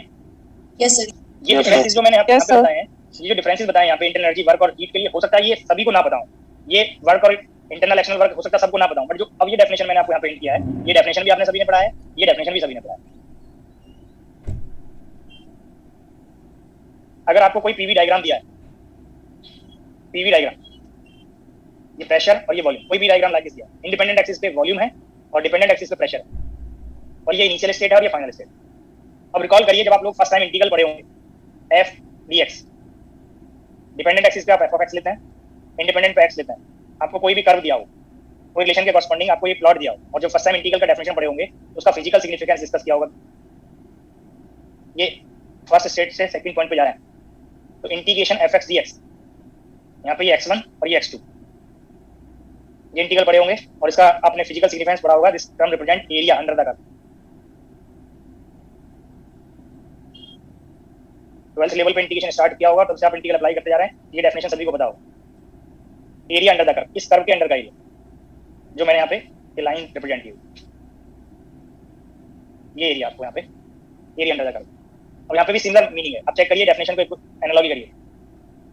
वॉल्यूम इंडिपेंडेंट एक्सिस पे है और डिपेंडेंट एक्सिस पे प्रेशर है, तो ये डेफिनेशन को आप फिर से area under the curve use कर सकते हैं। बट ये जो एरिया यहाँ पे आपने यूज किया, एरिया वर्ड हो सकता है सम कैंडिडेट इसके यूनिट पे चले जाएंगे, ये मीटर स्क्वायर बनेगा, तो ये इक्विवेलेंट एरिया है, जरूरी नहीं कि यहाँ पे आप डिस्टेंस वाला एरिया चेक कर रहे हैं। क्लियर रहेगा सभी को भी नहीं? Yes, sir. एक ही केस में ये मैच कर सकता है अगर आप एक्स को एक्स ले रहे हो और एक्स को आप डिस्टेंस ले रहे हैं, क्योंकि एक्स मैंने यहाँ डिस्टेंस थोड़ी बताया है, ये एक्स तो कोई भी वेरिएबल हो सकता है।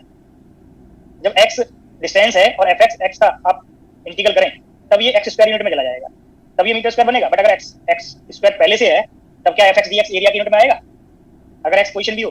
बोलिए। तो ये लाइक दिस डाउट नहीं आने चाहिए, जस्ट एरिया वर्ड इसलिए यूज किया है कि एक साइड ये है और एक साइड ये है, तो चाहे शेप जो भी बने, अगर आप इसको इक्विवेलेंट रेक्टेंगल बना दें, जो जरूरी नहीं कि रेक्टेंगल ही बने, अगर रेक्टेंगल मान लें तो एरिया को आप दीज टू साइड के मल्टीप्लिकेशन से फाइंड कर लेते थे, तो यहाँ पे भी तो मल्टीप्लिकेशन है एक तरह से, तो इसलिए वर्ड हम एरिया यूज कर रहे हैं। बट जरूरी नहीं कि इसमें एरिया मीटर स्क्वायर यूनिट में ही हो, वो डिपेंड करेगा कि हम वेरिएबल क्या ले रहे हैं और ये फंक्शन का इस एक्स पे डिपेंडेंसी क्या है। तो एरिया वर्ड से डाउट नहीं होना चाहिए, जस्ट हमने ये एरिया यहाँ पे नोट किया, जरूर नहीं कि इसका यूनिट मीटर स्क्वायर बने। तो सेम मीनिंग यहाँ पे, तो एनालॉजी किया, तो ये आप इसका फिजिकल सिग्निफिकेंस इस मैथमेटिकल इंटीग्रल का एरिया अंडर द कर्व लेंगे, बट यहाँ रेस्ट्रिक्शन है कि पीवी डायग्राम ही होना चाहिए, किसी और डायग्राम पे जरूर नहीं कि आप एरिया फाइंड कर पाए work done. Area under the curve जो एनालॉजी किया है वो मेंटेन रहना चाहिए।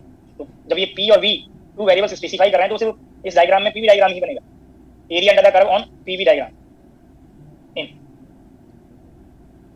अगर कोई और डायग्राम होगा तो वो एरिया से आप फाइंड कर भी पाएंगे या नहीं। ये डेफिनेशन इसलिए आपको रेट किया है कि अगर आपको जितनी भी नोन शेप है, triangle, square, rectangle, circle, ellipse, these के एरिया का एक्सप्रेशन आपको पता होता है, वो एक्सप्रेशन यूज करके आप इस इंटीग्रल से लेस टाइम में इजीली आप एरिया फाइंड करके प्रोग्राम को कंप्लीट कर पाएंगे।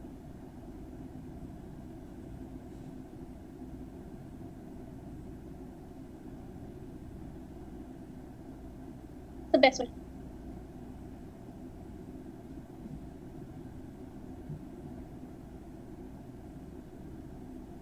जब मेरे जो कितने लेक्चर्स हो गए, ठीक है, आज मैंने शायद स्टार्ट करते हुए भी कुछ पॉइंट्स आपको सजेस्ट किए, क्वांटम मैकेनिक्स से पढ़ाया स्टार्ट किया, बीच में भी कई बार आपको सजेस्ट किए, कुछ कैंडिडेट के बिहेवियर में कुछ पॉइंट्स पे जरा भी इंप्रूवमेंट नहीं है। देखो मैं इसमें कुछ आपको हिंट नहीं कर रहा, जस्ट एक पार्ट को रिलेट करना है आपको। क्वांटम मैकेनिक्स में मैंने इंट्रिंसिक प्रॉपर्टी बताया था, रिलेट कर पाएंगे? इंट्रिंसिक प्रॉपर्टी बताया था, वहाँ पे डेफिनेशन क्या बताया इंट्रिंसिक प्रॉपर्टी का, कि वो आउटर एटमॉस्फेयर से, आउटर एनवायरनमेंट से इंडिपेंडेंट होती है, चेंज नहीं होती कंडीशन चेंज करने से, बताया था?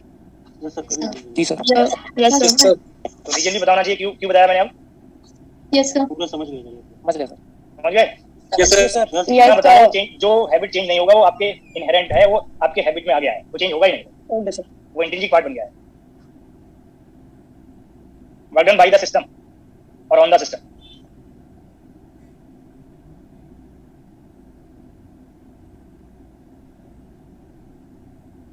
To type of sign convention है। जब आप न्यूमेरिकल क्वेश्चंस करेंगे तो इसकी न्यूमेरिकल वैल्यू के साथ इसका साइन भी इंपॉर्टेंट है। कब ये पॉजिटिव लेना है, कब नेगेटिव लेना है, दोनों ही पार्ट प्लस भी हो सकते हैं और माइनस भी हो सकते हैं। तो इसके साइन को करेक्टली यूज करने के लिए टू डिफरेंट साइन कन्वेंशन है।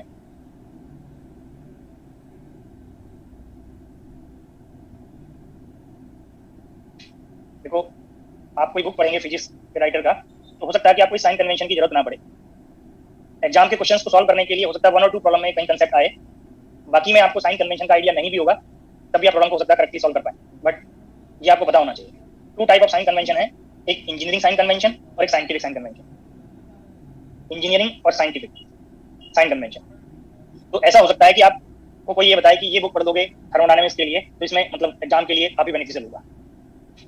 इंटरडिसिप्लिनरी टॉपिक्स होते हैं, हो सकता है कि वो बाई चांस वो किसी ऐसे राइटर का हो जिसका एक तरह से स्पेशलाइजेशन केमिस्ट्री में रहा हो, केमिस्ट्री के किसी टॉपिक से रहा हो, तब आपको डाउट क्रिएट हो जाएंगे। तो इसलिए साइन कन्वेंशन का आपको आइडिया होगा।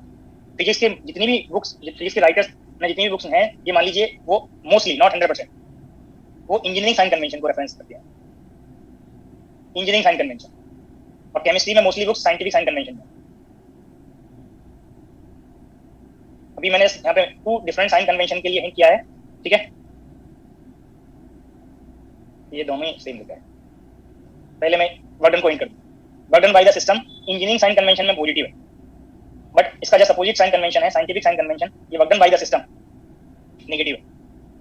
Work done on the system, ये मैं साइन को चेंज कर दे रहा हूँ, ये नेगेटिव और ये पॉजिटिव, ये साइन कन्वेंशन सेम साइड है। इंजीनियरिंग साइन कन्वेंशन में work done on the system negative और साइंटिफिक साइन कन्वेंशन में पॉजिटिव। तो केमिस्ट्री की मोस्टली बुक, केमिस्ट्री के राइटर की जो मोस्टली बुक हैं, ये आपको work done by the system को नेगेटिव कंसीडर करेगा और work done on the system को पॉजिटिव। अगर थोड़ा रिकॉल कर पाएं, जब आप फर्स्ट लॉ ऑफ थर्मोडायनामिक्स आप पढ़े होंगे तो आपने पढ़ा होगा dq = du + dw। बट आप अपने, आपका कोई फ्रेंड हो, आपका कोई जानने वाला हो, उससे पूछ के देखना, वो फर्स्ट लॉ का फॉर्म ये बताएगा। रीजन क्या है? क्योंकि ये work done by the system का रेफरेंस लेके ये साइन चेंज हो गया, ठीक है? तो आगे आप भी इंजीनियरिंग साइन कन्वेंशन यूज करेंगे, बट एक डिफरेंस आपको बहुत साइन कन्वेंशन का पता होना चाहिए कि आगे अगर आपको कोई ऐसा बुक रीड कर रहा हो जो साइंटिफिक साइन कन्वेंशन में हो, तो आप इजीली उसको मॉडिफाई कर सकते हैं, कहीं आपको आगे difficulty face. Engineering sign convention में पॉजिटिव होगा, ये मोर टाइम तक मेमोराइज करने के लिए आप ये फिर से डेफिनेशन को आप रेफरेंस ले सकते हैं। Work done by the system positive है, और अगर वॉल्यूम इंक्रीज होगा तो चेंज इन वॉल्यूम पॉजिटिव आएगा, ये प्रोडक्ट पॉजिटिव बनेगा तो ये वर्क डन पॉजिटिव बन जाएगा। जब किसी गैस को आप कंप्रेस करेंगे तो चेंज इन वॉल्यूम नेगेटिव होगा, और कंप्रेस करने के लिए सराउंडिंग सिस्टम पे प्रेशर अप्लाई करेगा, उसके वॉल्यूम को डिक्रीज करेगा। तो सराउंडिंग सिस्टम पे वर्क कर रहा है, तब यहाँ पे लिखा work done on the system. ये स्टेटमेंट लाइक दिस आप रीड करेंगे, work done by the system on surrounding, और ये स्टेटमेंट लाइक दिस रीड करेंगे, work done on the system by surrounding. तो यहाँ पे सिस्टम ने सराउंडिंग पे वर्क किया। आप थोड़ा थिंक कर सकते हैं, आपने कोई किसी पर्टिकुलर कंटेनर में गैस को फिल किया हुआ है, और ये जो आपको यहाँ पे पार्टीशन इन किया, ये अपर पार्ट है पिस्टन सिलेंडर अरेंजमेंट में। इस पिस्टन पे अगर आप वेट को इस करंट सिचुएशन से डिक्रीज कर देंगे तो ये गैस का जो पहले प्रेशर था उस प्रेशर की वजह से पिस्टन अपवर्ड मूव करेगा, वॉल्यूम इंक्रीज हो गया। इंक्रीज होने से यहाँ पे गैस सिस्टम है, और यहाँ पे जो ये पिस्टन था ये सराउंडिंग का पार्ट है। तो आप चेक करिए, गैस इसको अपवर्ड मूव कराएगा तो पिस्टन पे वर्क कर रहा है, और पिस्टन पे वर्क किया तो गैस का वॉल्यूम चेंज पॉजिटिव आ गया। अगर आप इस पिस्टन पे वेट इंक्रीज कर दें तो पहले की सिचुएशन में जो गैस का इनसाइड प्रेशर है वो लेस है, अब ये तब तक डाउनवर्ड मूव करेगा जब तक वो प्रेशर बैलेंस ना हो जाए। तो जब डाउनवर्ड मूव करेगा तो इस कंडीशन के रेस्पेक्ट में जो वॉल्यूम है वो डिक्रीज हो रहा है, जब डिक्रीज होगा तो चेंज इन वॉल्यूम नेगेटिव आएगा। नेगेटिव आने से work done on the system negative बनेगा। तो ये मैंने इंजीनियरिंग साइन कन्वेंशन को रेफरेंस किया, जस्ट साइंटिफिक साइन कन्वेंशन के लिए आप इसका प्रोजेक्ट कर सकते हैं। एक और पार्ट में आपको रिलेट करता हूँ कि इंजीनियरिंग साइन कन्वेंशन में पॉजिटिव कैसे हुआ, वो तो मैंने बता दिया। भाई पॉजिटिव लेने का रीजन क्या है? आप लोगों का कितने टॉपिक यहाँ पे अब तक आप लोग पढ़ चुके हैं? ये बताइए कितने टीचर से आप पढ़ चुके हैं? डिफरेंट टीचर से सर ईएमटी पढ़ रहे हैं, कितने डिफरेंट ऑलमोस्ट कर रहे हैं सर, ऑलमोस्ट 4 टीचर्स, 4 या 5 टीचर्स। उसमें सबसे ज्यादा, हाँ चलो जो भी नंबर रहा हो, मैंने एक आइडिया लेने के लिए नहीं किया कि सभी लगभग स्टार्ट किए कि नहीं। जो मतलब ये बताइए जितने भी टीचर्स ने आपको यहाँ पे पढ़ाया, ठीक है, उनमें सबसे ज्यादा आपको मोटिवेशन किस टीचर से मिला? आपसे सर। Positive approach. मेरा मोटिवेशन इतना होगा कि करेक्ट क्या पढ़ना है, क्या एग्जाम में क्या करना है। आपसे भी और गुलशन सर से भी। हाँ मैं वही क्वेश्चन सर सही नाम सुनना चाह रहा था, ठीक है। देखो मैं इसलिए बोल रहा हूँ सर मैथमेटिकल सर। हाँ कोई बात नहीं, सबका अलग अलग हो सकता है। थोड़ा जो मैं एक मोटिवेशन का एक क्राइटेरिया बता देता हूँ। जैसे जब आप लोग डिसअपॉइंट होते हैं तो उस टाइम पे जो पॉजिटिव अप्रोच से मोटिवेट करते हैं वो सबसे ज्यादा गुलशन सर लगते हैं। यस सर जैसे नहीं आपको ये क्वेश्चन हो जाएगा, मतलब जो भी है जिससे आप डिमोरलाइज ना, ठीक है। और मेरा मोटिवेशन इस तरह से सपोर्टेड है या नहीं? मैं आपको ये बताता हूँ, आप ये क्या करते हैं। नहीं मैं जो मैं बोल रहा हूँ पहले सुन लीजिए। मेरा मोटिवेशन इतना होता है कि आप एग्जाम में कैसे करेक्टली सॉल्व करें, वो तरीका क्या आप सीखते हैं, ठीक है। मैंने हर बार आपको कोई टॉपिक पढ़ाते हुए बताया होगा कि आप ये मिस्टेक करेंगे तो ये आपको लॉस होगा, या इस तरह का मिस्टेक आप कर रहे होंगे। मैंने इस बात पर कभी आपको ध्यान ही नहीं दिया कि आपको कितने % आता होगा, ठीक है। मैंने उसमें आपको ये बताया कि अगर आपको इतना आता भी है तो इसमें भी आप गलतियां कर सकते हैं, तो उसको आपको आगे क्या पढ़ना है, इसके अपने में क्या इंप्रूवमेंट लाना है, उसके लिए मेरा मोटिवेशन रहा होगा, ठीक है। तो जस्ट मैं आपको ये डिफरेंस हिंट करा था, वो मतलब यूनिवर्सल नहीं है। मैं आपको दीज टू अप्रोच का हिंट करना चाह रहा हूँ। जैसे कोई टॉपिक है, उस टॉपिक से किसी को 90% अगर पता है, ठीक है, 10% जो बहुत कम है, 100% में से 90% बहुत ज्यादा है और 10% बहुत कम है। तो साइंटिस्ट जो होते हैं, साइंटिस्ट का जो अप्रोच होता है वो नेगेटिव अप्रोच होता है। नेगेटिव अप्रोच क्या है कि वो ये जस्ट चेक करना चाहता है कि जो रिमेनिंग 10 पार्ट है वो कैसे उसको गेन कर पाए। वो 90% में से कंट्राडिक्शंस निकालता है, जबकि एक पॉजिटिव अप्रोच क्या है, इस 90% से ही हम आगे ग्रो कर सकते हैं। जैसे अभी मैंने आपको ये हिंट किया कि जो सिलेबस का पार्ट है, अभी जो मैंने किया कि 100% की तरफ ना जाए, उससे लॉस हो सकता है एग्जाम में। सीखने के लिए शुरुआत में आप सीख सकते हैं, जरूरी है, मगर जब एग्जाम में आप सॉल्व कर रहे हैं 90% से 100% जो 10% पार्ट है, उससे आपको इतना बेनिफिट नहीं होगा, इतना लॉस होगा और टाइम भी ज्यादा चला जाएगा। तो जो साइंटिस्ट है वो होल लाइफ उस 10% को गेन करने में निकाल देता है, अपने लाइफ का मोर पार्ट। बट जो बिजनेस ओरिएंटेड होते हैं और जो इंजीनियरिंग पार्ट पे, इंजीनियरिंग अप्रोच पे वर्क करते हैं, वो उस 90% से ही कोई डिवाइस फॉर्म कर देंगे, कोई बिजनेस जिससे उनको मनी अर्न हो, उस पर वो उस अप्रोच को अप्लाई करते हैं। तो वही मैंने यहाँ पे 10 पार्ट को आगे मोर टाइम तक आपको हैबिट में लाने के लिए, कि आप कभी भूल जाएंगे इंजीनियरिंग में प्लस था या साइंटिफिक में प्लस था, उसको डिफरेंस करने के लिए आपको ये मैंने जस्ट बताया कि पॉजिटिविटी पे जो पार्ट होता है वो इंजीनियरिंग अप्रोच है, नेगेटिविटी पे वो है साइंटिफिक अप्रोच। अब आप चेक करिए, इंजीनियरिंग आपको इलेक्ट्रॉनिक्स में आपने बहुत सारे डिवाइस पढ़े होंगे, बहुत सारे इंस्ट्रूमेंट पढ़े होंगे, आप वहाँ पे गेन निकालते हैं, गेन कैलकुलेट किए होंगे ट्रांजिस्टर में, करंट गेन निकाले थे, ओप एम्प पढ़े होंगे, वहाँ पे आप वोल्टेज गेन भी पढ़े होंगे, पावर गेन भी पढ़े होंगे। सर ने शायद सिलेबस भी लगभग कंप्लीट कर दिया, तो सारे पार्ट आप पढ़ भी लिए होंगे। जब गेन निकालते हैं, मैं इलेक्ट्रॉनिक्स के इंस्ट्रूमेंट की बात कर रहा हूँ, तो वहाँ पे आपने आउटपुट बाय इनपुट लिया होगा, बोलिए पार्ट रहा हो, चाहे करंट, चाहे वोल्टेज, चाहे पावर। अब आप एक बिजनेस में आप गेन की बात करिए, प्रॉफिट और लॉस वर्ड यूज करते हैं, तो गेन का मतलब आप जो आपका अप्रोच है, मनी आपका गेन, मनी गेन कर रहे हैं, तो मींस आपका जो आपको प्रॉफिट होगा तभी तो गेन कर पाएंगे। तो आउटपुट वैल्यू वहाँ पे हायर बनेगा इनपुट के रेस्पेक्ट में, तो डिफरेंस क्या आया, पॉजिटिव आया। तो वही पार्ट यहाँ पे भी है इंजीनियरिंग में। तो सर जो आपके गुलशन सर की मैं बात कर रहा हूँ, वो सर हमेशा ये आपको मोटिवेट किए होंगे कि आप 25% भी सीखे तो आप आगे बहुत जल्दी सीख जाएंगे, 50% भी आप ग्रो कराएं तो बहुत बहुत अच्छी बात है, ग्रो कराएं तो वो पॉजिटिविटी तो है। ठीक है, तो इसको रेफरेंस लेंगे तो आपको ज्यादा टाइम तक हैबिट में रहेगा, मेमोराइज रहेगा कि आपको work done on the system positive engineering sign convention में लेना है, साइंटिफिक साइन कन्वेंशन में ये work done on the system negative लेना है। बाकी तो मोटिवेशन डिफरेंट टाइप के होते हैं, ठीक है, वो जस्ट मैंने वहां से क्या मोटिवेशन पार्ट को रेफरेंस लिया वो कंफर्म हो जाना चाहिए आपको। तो work done on the system एक पर्टिकुलर इंजीनियरिंग साइन कन्वेंशन जो मोस्टली आपको यूज करना है। अब ये part work done on the system positive और नेगेटिव आप यूज करेंगे 20 पार्ट।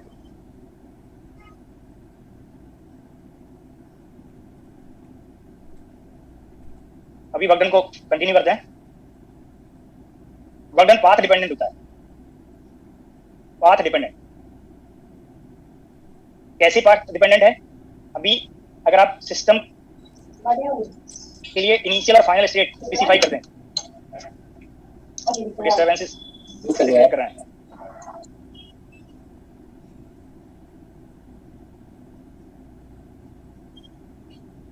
इस इनिशियल से फाइनल स्टेट पे जाने में कितना वर्क डन होगा वो आपको यहाँ पे फाइंड करना है।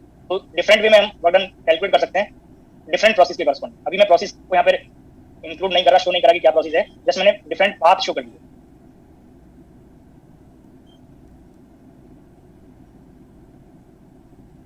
मैंने 3 पाथ यहाँ पे शो कर दिए, कोई और भी आपको शो करना हो तो लाइक दिस आप यहाँ पे इंक्लूड कर सकते हैं। तो ये फर्स्ट, ये सेकंड, ये थर्ड और फोर्थ पाथ मैंने शो कर दिए। अगर आप बीच में वर्क डन कैलकुलेट करें, फर्स्ट पाथ के लिए वर्क डन डेल्टा W1, तो आप यहाँ पे area under the curve include कर सकते हैं। तो फर्स्ट के लिए मैंने आपको यहाँ पे ये शो कर दिया, तो यहाँ पे एक रेक्टेंगल बनेगा।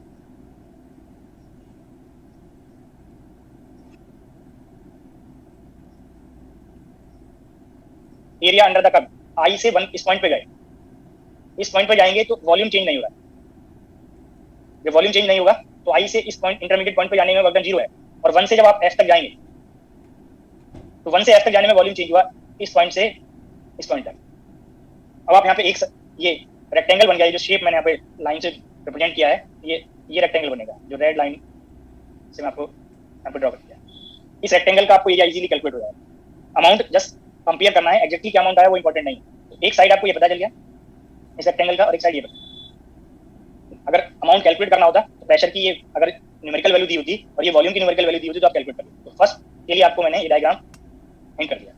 अब इसी में अगर आप ये डेल्टा W1 आपको यहाँ पे कैलकुलेट करना है, एरिया अंडर द कर्व। अब सेम सिस्टम के लिए अगर आप सेकंड या थर्ड पाथ से वर्क डन कैलकुलेट करें, स्टेट्स इनिशियल और फाइनल जो पहले रिप्रेजेंट किए हैं वो सेम लेते। यहाँ पे मैंने 4 पार्ट शो किए थे और कैलकुलेट किया फर्स्ट के लिए। यहाँ पे अब बाकी को मैं शो नहीं कर रहा हूँ, जिससे कैलकुलेट करना है वही पार्ट शो कर रहा हूँ, जिससे आपको मिक्स के उसमें डाउट्स जो क्रिएट होंगे वो क्रिएट ना हो। अब की बार area under the curve third path को मैंने शो किया है, ये आप कैलकुलेट कर सकते हैं। अब यहाँ पे कंपेयर करिए, ये जो एरिया यहाँ पे है वो आप इस रेक्टेंगल के एरिया से कंपेयर कर सकते हैं। यहाँ पे जैसे ये अमाउंट था, रेक्टेंगल का एरिया ग्रेटर है या नहीं? सभी को कंपेयर हो रहा है? यस। जबकि सिस्टम के लिए जो इनिशियल और फाइनल स्टेट्स हैं वो दोनों डायग्राम में सेम है, बोथ पाथ के लिए सेम है। फिर W3 आपको कंफर्म हो गया कि डेल्टा W1 से लेस है। ऐसे ही आप जो रिमेनिंग पाथ हैं उनके लिए कैलकुलेट कर सकते हैं।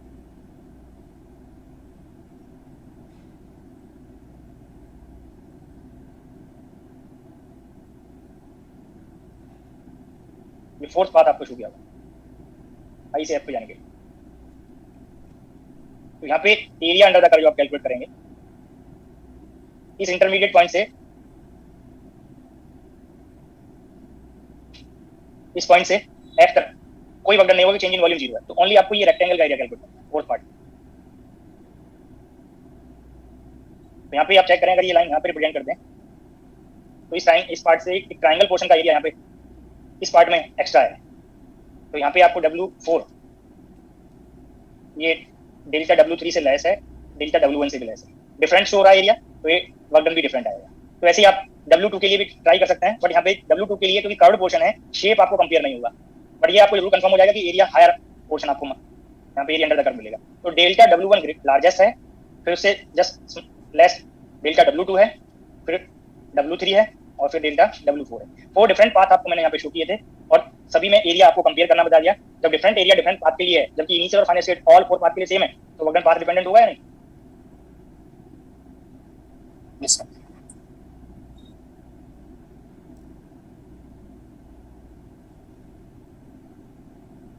अगर कोई प्रोसेस साइक्लिक प्रोसेस है,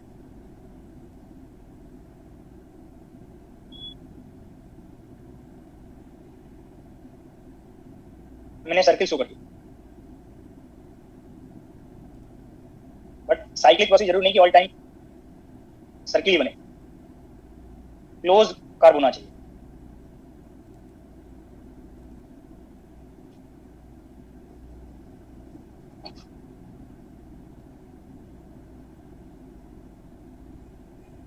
मैंने 2 प्रोसेस यहाँ पे शो किए हैं। अगर मैं यहाँ पे एरो रिप्रेजेंट करूं तो दोनों प्रोसेस आप चेक कर सकते हैं साइक्लिक प्रोसेस हैं। साइक्लिक प्रोसेस का मीनिंग क्या है कि सिस्टम किसी वन स्टेट से स्टार्ट होगा, इक्विलिब्रियम स्टेट से, और डिफरेंट स्टेट्स को पास होते हुए रिटर्न करेगा इनिशियल स्टेट। तो आप चेक करिए यहाँ पे, अगर ये इनिशियल स्टेट ले लें तो 1 से 2 पे गया सिस्टम, 2 से 3 पे, और 3 से फिर से 1 पे रिटर्न हो रहा है। ऐसे यहाँ पे भी कोई आप पॉइंट को कंसीडर कर सकता है, 1 से 2 पे गया और 2 से फिर से 1 पे रिटर्न हो रहा है। तो साइक्लिक प्रोसेस के लिए भी आप वर्क डन पीवी डायग्राम में कैलकुलेट कर सकते हैं। मैंने यहाँ पे 2 प्रोसेस 2 पॉइंट शो किए हैं, 1 और 2, यहाँ पे 3 शो किए हैं। तो यहाँ पे आप चेक करिए, अगर 1 से 2 पे जा रहे हैं पाथ ए के लिए, ये मैंने ए पाथ शो कर दिया और ये बी पाथ है, तो work done for a path जो आप 1 से 2 पे गए, तो एरिया अंडर द कर्व ये पार्ट बनेगा।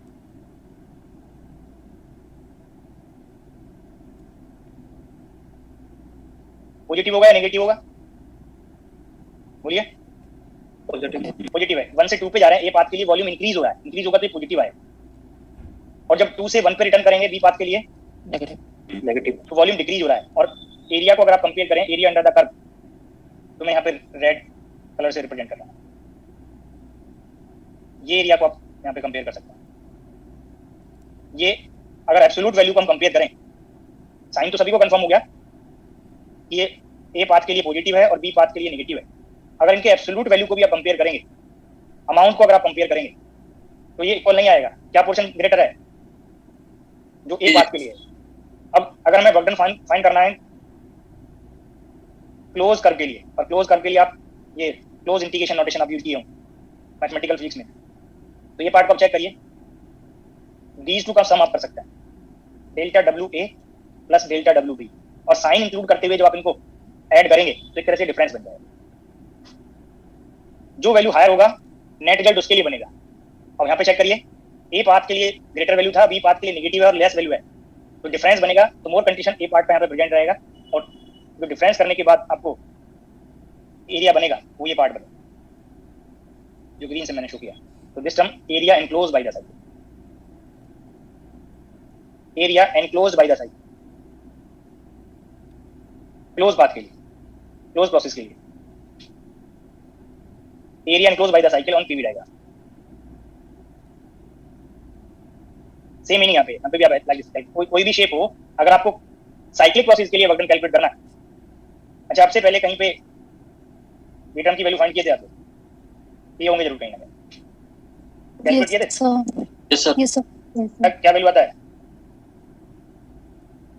सर डिपेंड करता है एफ के ऊपर, अगर कंजर्वेटिव होगा तो 0 होगा, नहीं। इलेक्ट्रोडायनेमिक्स में, ईएमटी में, मैग्नेटोस्टैटिक्स में कैलकुलेट किया होगा, यस सर, तो 0 पड़ा होगा वहां पे। Yes sir, conservative force field के अंदर 0 पड़ा था। थर्मोडायनेमिक्स में 0 नहीं है, यस सर, ऑल टाइम 0 नहीं है। आपको इस डायग्राम में मैंने इनडायरेक्टली लिंक कर दिया। यस सर, ये भी तो एफ डॉट डी आर है, अभी भी पीडीबी जो पार्ट लिखा है, बेसिक डेफिनेशन तो अभी भी सेम रहेगी, बट ये नॉन जीरो आया यहाँ पे। रीजन क्या है? क्योंकि क्वांटम मैकेनिक्स में जो आप सिस्टम और सराउंडिंग पार्ट लेंगे, तो जरूरी नहीं कि सिस्टम और सराउंडिंग के बीच जो इंटरेक्शन है वो कंजर्वेटिव फोर्स से हो रहा है।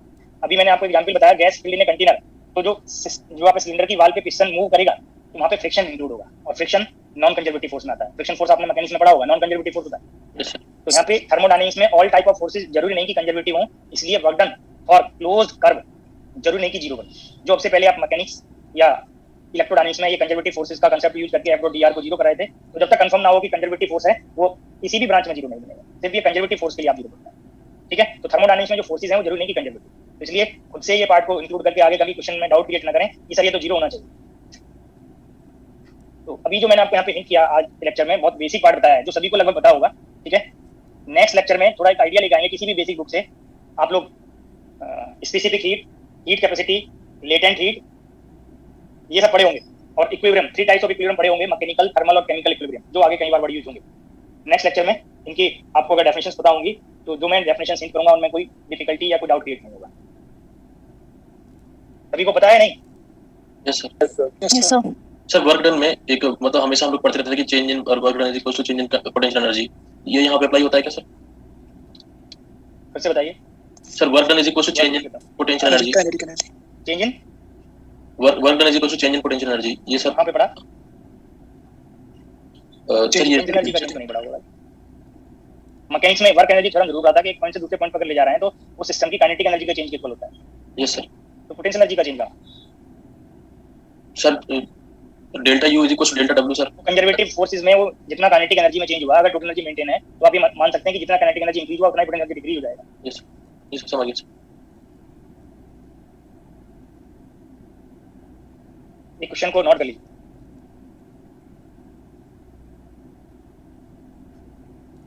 To kilogram of a liquid with heat capacity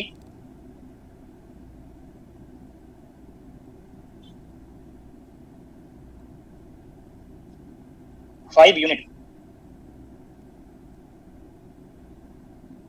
इसका यूनिट मैंने शो नहीं किया, ठीक है, हीट कैपेसिटी का, is heated from 10 degree centigrade to 60 degree centigrade, find the heat transfer.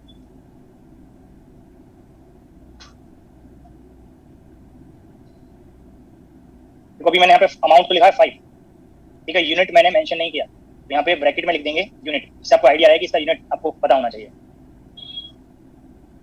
इसको कैलकुलेट कर लीजिए जरा, बहुत बेसिक क्वेश्चन है, 10th लेवल पे भी पढ़ा हुआ, इस तरह के क्वेश्चन सॉल्व किए होंगे 10th लेवल पे।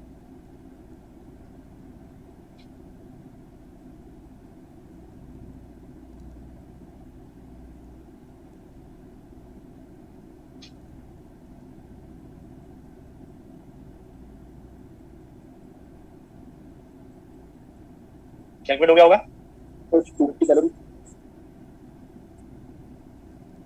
बताइए जरा। 250 कैलोरी, यस सर, बताइए 250 कैलोरीज। और बताएं। सर यूनिट पे डिपेंड करेगा ना, मास मल्टीप्लाई करेंगे या नहीं। 250 कैलोरी के अलावा कोई और वैल्यू बताइए। किसी ने 500 मैसेज किया है। यूनिट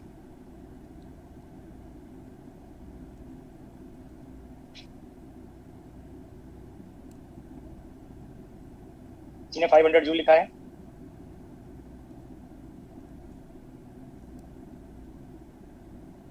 और बताएंगे कोई?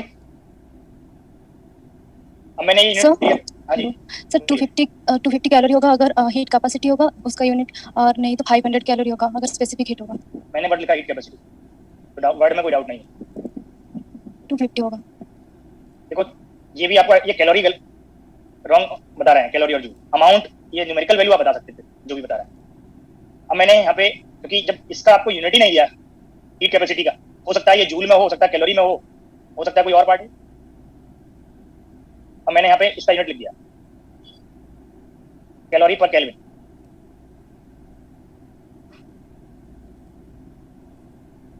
अब क्या अमाउंट आएगा?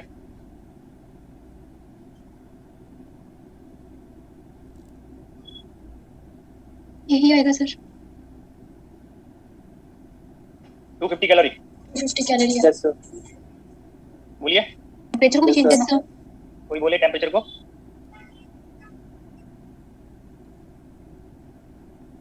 कैलोरी पर डिग्री सेंटीग्रेड हो,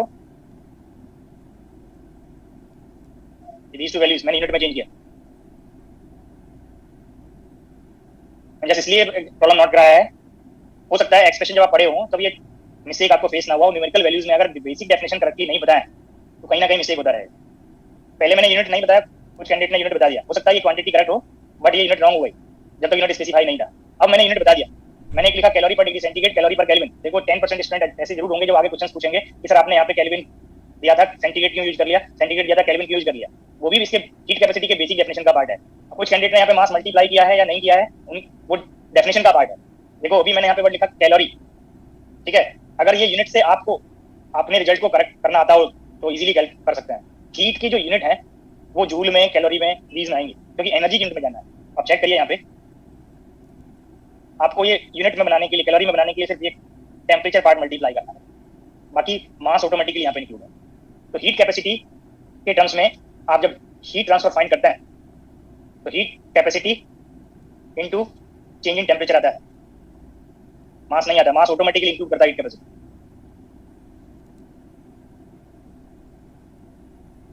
हीट कैपेसिटी यहाँ पे दिया था 5 कैलोरी पर केल्विन,